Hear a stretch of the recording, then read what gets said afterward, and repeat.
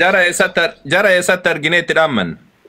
Asumarra hundi isaanii as jala jiranii dhaamsuma dhaammadhaa boruu hin dhufti hundisiitu.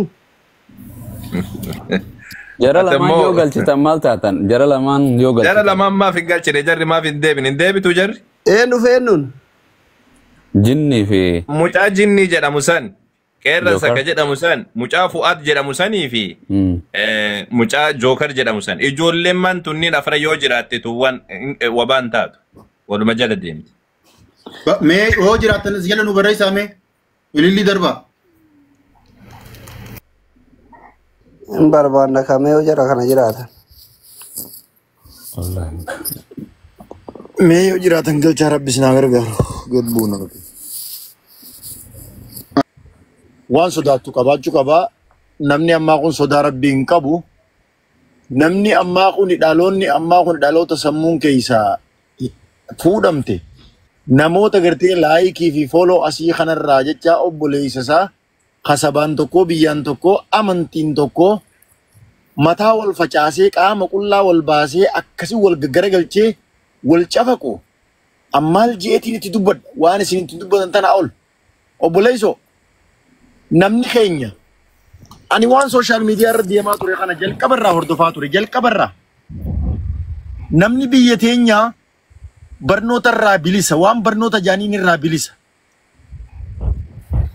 waan namni gartee biyyoota addunyaa kanarratti siyaasaas akkatti wal ka'ee kan numa garre dubbiin ani gaa eega dubbadhu naan jettaniin baqa isaa dhageeffadha daqiiquma lama keessatti isinii baqa isa nammaal gaafa harargeen jawaar deeggaruu dhiiste jaanii asii minisootaa kana namootaan maqaa isaanii kaasuu danda'u asii kaanii walitti gabbahanii qabeenya waliitirra bahanii walitti bobba'anii gurguddaan xiqqaa bobbaasee xiqqaan biyya arabaa biyya faranjii keessa xiqqaa forshuur akkana golgodhuu hin danda'anii kan biyya arabaa jiru walirra bobbaasiisanii kuunis achii abiyya arrabsa kuunis achii jawaar arrabsa kuunis achii qarree jala deemu kagaala jala deemu wal gaddeebisee dhukkee walirraa kaasa oduma kana jettu asirra geesse obboleessoo nuti arraas boruus taanaan ilmaan bareentooti shanan bareentooti wanni isin akkanii jettan tun addaan nama baasuu hin dandeessu namni asirra jirtan kun haadha qabdan abbaa qabdan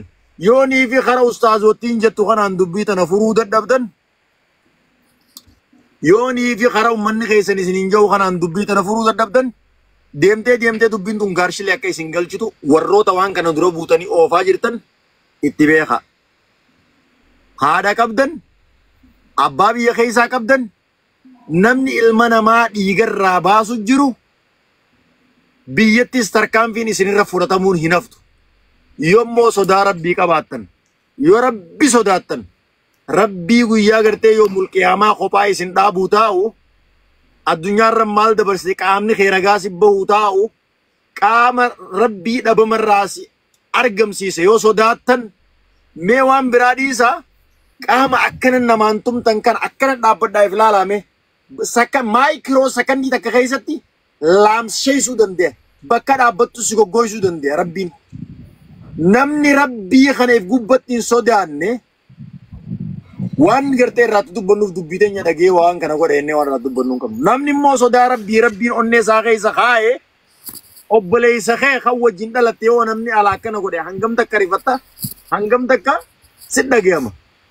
wanni duraan duraa kan harkaa qabdan gadhiisaa nyaachisaa obaasaa garaasaa guutaa biyya arabaa sanan keessa deemeetiin harkee bakka isin akkasin namatti tumsan san nyaachisaa obaasaa gadhiisaa warri wal qabuu deemtanillee waliin qabinaa wal gadhiisaa boru namni rakkoo teessa walitti deebi'aa kootaa rakkoo teessan tabiraatillee walii maddaa walirratti hin bobba'inaa wal dhiisaa.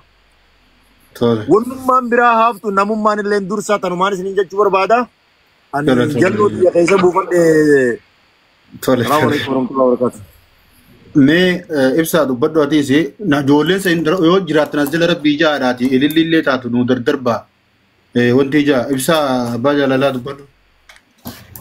Namni tokko eeggasii dhufe ergaa takka dabarfatu dhufaan. Abbuu Sabaraddeen maal gochuu jirra amma? Nadib deebar waman godhan santu nadib eehuuqa ijoolleen deebar. Akki goonu yoo ijoollee san fiduu hin danda'ini ijoollee ka fidu nuu miti nuku waan qabu. Biifirra jiranii jaanii bara. Jirra malee Huna koomenti ijoollee kana yoo fiduun hin danda'amne taate asliin illee as jira.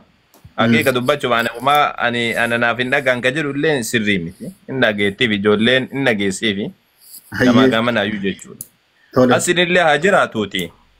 Boruma sanittuu galgalaatti itti qabaati boru galgala irratti qabaati. Agasiif ammoo akkuma Buumuwaas jedhan sanaa taatu dubbiin miskiina bakka jiruudhaa hin rakkisinaati. Bakka jiruudhaa nyaachisaa obaasa gadhiisa. Osoo Rabbiin isin garsiise bakka jarri jiraattu barri waan ajaa'ibaati. Wallaahi imimmaantu isin qaba bakka ijoolleen tun jiraattu Rabbi isin garsiise. Bakki jarri itti waltumtu kun bakka imimmaan isin itti buuftan sila. Laakiin akkasitti wal rakkisan malee. Akka hundattuu mee waan goonu wannaa dubbii qabaati erga amma fiduu hin danda'in jechuu kiyya. Ta'aatiin buluu irra dubbii qabaati mana ebaluutti boru wal geenya jedhaati yookaan manuma keessa naa ta'uuti. Boru irratti akka ijoolleen gadhiifamtu godhame galgala irratti osoo ijoolleen hin rafin erga sanii wanna godhame gaarii. Hagasiif ammoo akka ijoolleen hin tuqamne gandummaa walirraa goraa. Arsiidha jettanii Hararge jettanii yookaan Jimma jettanii yookaan Wallo jettanii waliin miidhina. Dulmii isin dalaydan hundi kisaatu isin irratti deebi'a. Kun dulmiidha uf miidhu jirta malee Hararge miidhu ittiin jirtu. Uf miidhu jirta malee Arsii miidhu ittiin jirtu. Wallaahi namni miskiina tokkicha rukuttu jiruu kan kee guututu bada. Wallaahi rabbii kiyyan ka kadhe tana naa qabata. Rasuula rabbiittu alayhi salaatu wassalaam dubbataniif sitti dubbachuu jira. Rabbiin ka kadhe isa samiif dachii uumeen ka kadhe. Yoo arra kana si galtee miskiina tokko rukutteetiin jette uf rukuttutti jirta. Nabi Rabbiidha alayhi salaatu wassalaam isa maal jedhan san beektee guyyaa qiyaamaadha Rabbiin subhaanahu wa ta'aala re'een takka tagaafa qabdu tagaafa hin qabne yoo waraante Rabbiin irraa kafaluuf malee nafuu jedhanii zulmii dalagu jirtaami.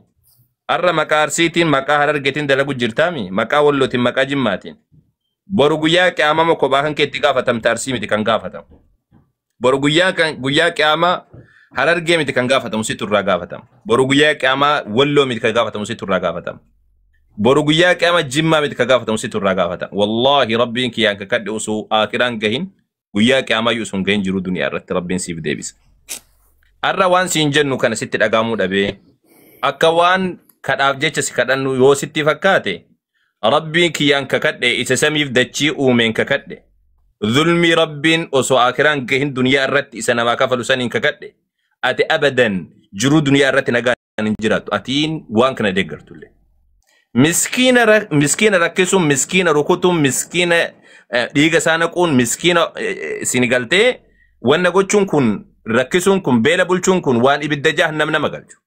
Nabiin Rabbiidha alayhi salaatu wassalaam intalli takka sababa adurreetiif ibidda jahannam seentee jedhan. Maal goote jennaan akka isin gabbaatee waan nyaanne goote manatti hiitee saba saniif jecha duutee jennaan ibidda jahannam Rabbi isa seenseedha. Rabbiin subhaanahu wa ta'ala lubbuun adurree isa biratti qallaali miti.